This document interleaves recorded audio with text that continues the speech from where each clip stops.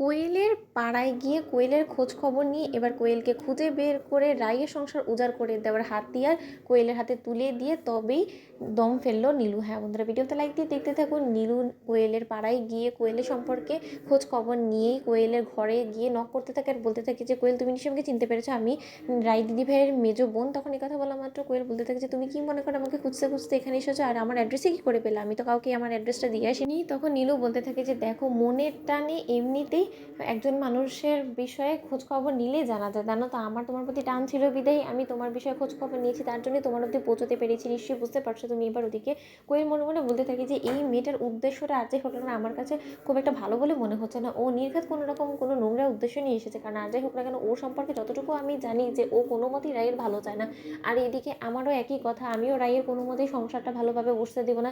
তাহলে যদি দুজনের মত একসাথে মিলে যায় তাহলে আর কি বা চাই? তখন এই কথা বলা মাত্র নীলু বলতে থাকে যে আচ্ছা, তুমি তোমার অতীতের ভুল সিদ্ধান্তটাকে নিয়ে এখনো পর্যন্ত আফসোস করো তাই না? তোমার অতীতের সেই অনির্বাণ দাদাভাইয়ের সাথে কাটিয়ে আসা সেই স্মৃতিগুলোর কথা নিশ্চয়ই এখনো তাড়া করে বেড়ায় তোমাকে।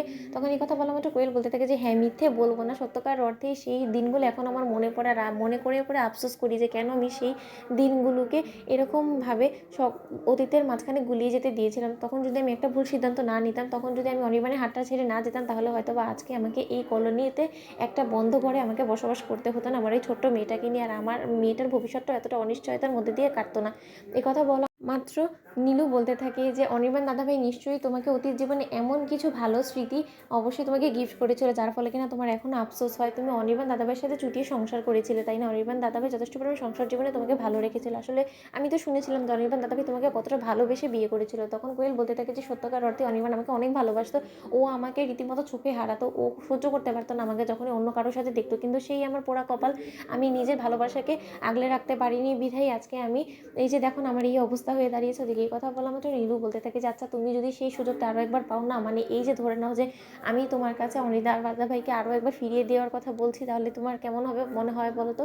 তখন এই কথা শোনা মাত্র কোয়েল চমকে এসে বলতে থাকে যে সেটা কোনোদিনও সম্ভব না, সেই আশাও আমি আর করি না। কারণ আমি খুব ভালো করেই তো জানি যে অনির্বাণ শুধু এখন একমাত্র রায়ের, আর রায় কোনোদিনও অনির্বাণকে ছেড়ে যাবে না, কারণ ওদের সম্পর্কটা জন্ম জন্মান্তরের।